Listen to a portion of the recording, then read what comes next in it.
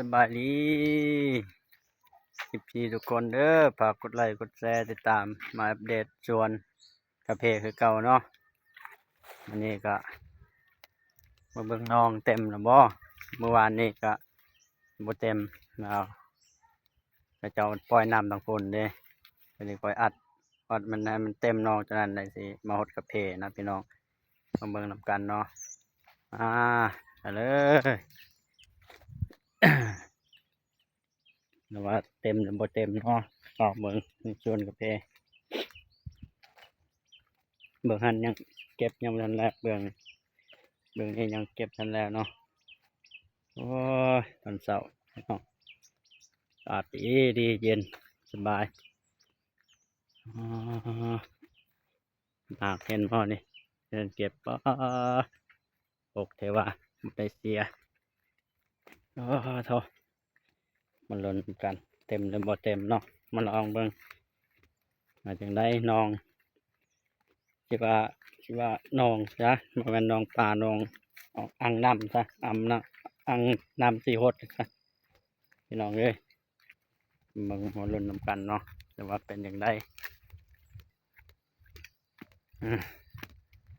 โอ้เย็นพอดีอากาศพอดีสิว่าเย็นหลายก็บ่ธรรมดาพอดีครับพี่น้องโอ้มันใส่กับดักกับหยังคือสิได้หนูแถวนี้เฮ็ดนี่ก็สิมีอยู่แถวห้วยนี่หลายบ้านเฮาก็เมื่อกี้ก็มีหลายเลยเดี๋ยวนี้ก็บ่อยากมีซะสิว่าเรื่องหนูต้องมากันลุ้นนำกันพี่น้องว่าจั่งใดเนาะโซ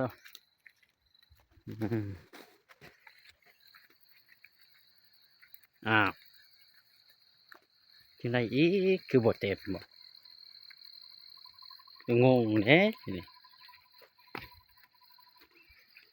คือมันบกว่าแท้เนาะอื้อโอ้โธ่เฮ็ดจั่งใดเนาะบัดนี้คือว่าบกโทบาดว่ะมันมีเครื่องอาถรรพ์อยู่บ่แถวนี้โอ้ยมาลุ้นนำกันมาเบิ่งนี่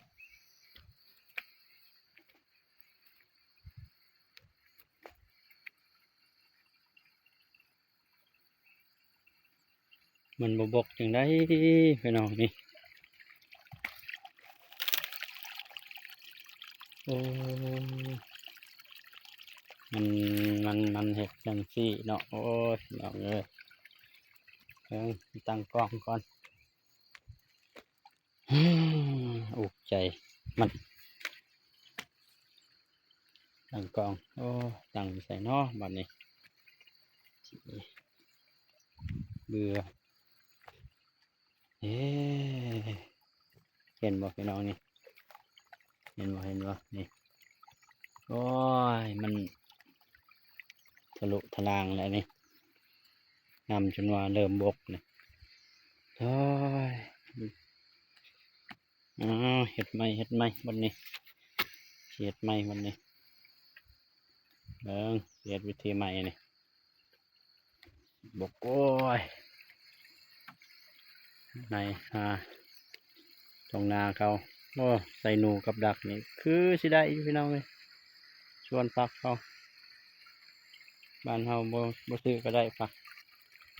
สบายหากินหาเองสบายพี่น้องนี่เห็นบ่โอ้เหนื่อยไงตันเรียบร้อยแล้วเมื่อวานนี้ตันบกคักบันไดมันน้ำมันแห้งมันพังเลยโอ้ตายเลยเห็นเนาะ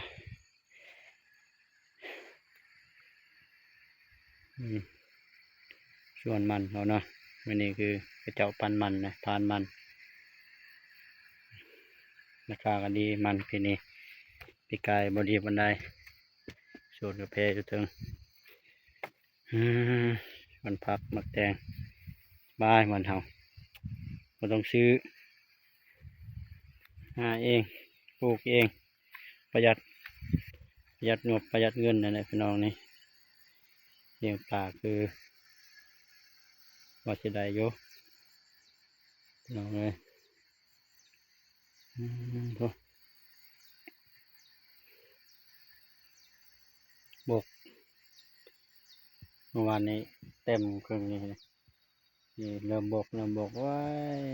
เนาะอะไรเนาะก็เห็นว่าพระเจ้าหากระสอบให้ใส่มันผ่านมันมาลองมาลุ้นนำกันมาเบิ่งนำกันเต็มแล้วบ่นี่เริ่มเลย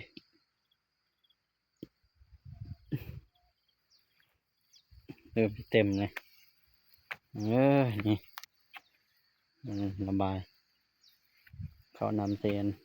ที่น้ำที่นองนี่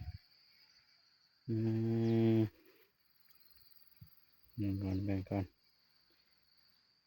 เรือตอนนั้นบ่ตันเรือตีหล่นปั่นแล้วเนาะตำตาด8 โมงไปนี่ยังไม่ได้ช่วยหน้าซ้ำเขายังไม่ได้กิน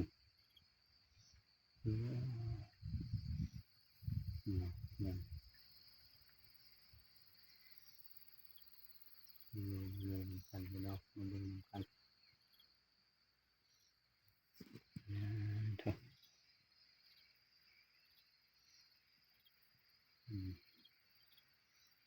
จะเต็มแล้วบ่เต็มเนาะลองเบิ่งทาเบิ่งก่อนวันไหนแน่นี่จะนอนก็บ่เต็มนี่ว้าจังไรบัดนี้ยอมแล้วยอมใจนี่มันนี่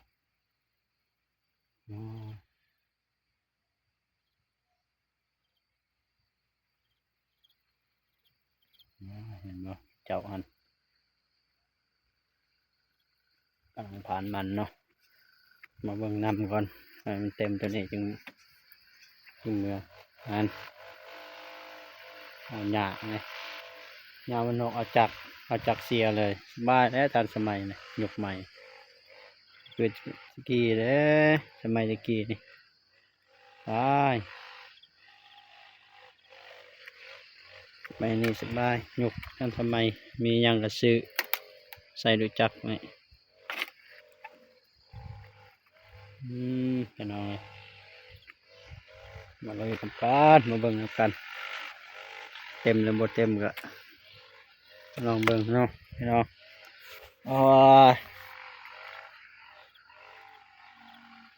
จะเบิ่งนี่มันเสียถอนใส่เต็มในบ่อนะ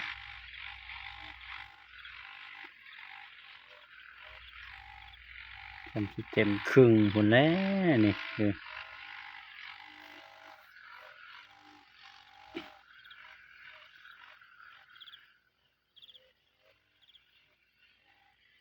เต็มครึ่งเนาะเนาะโทษถ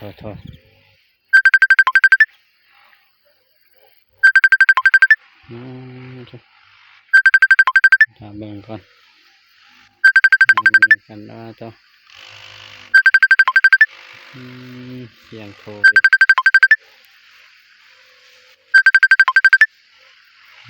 เจ้านะ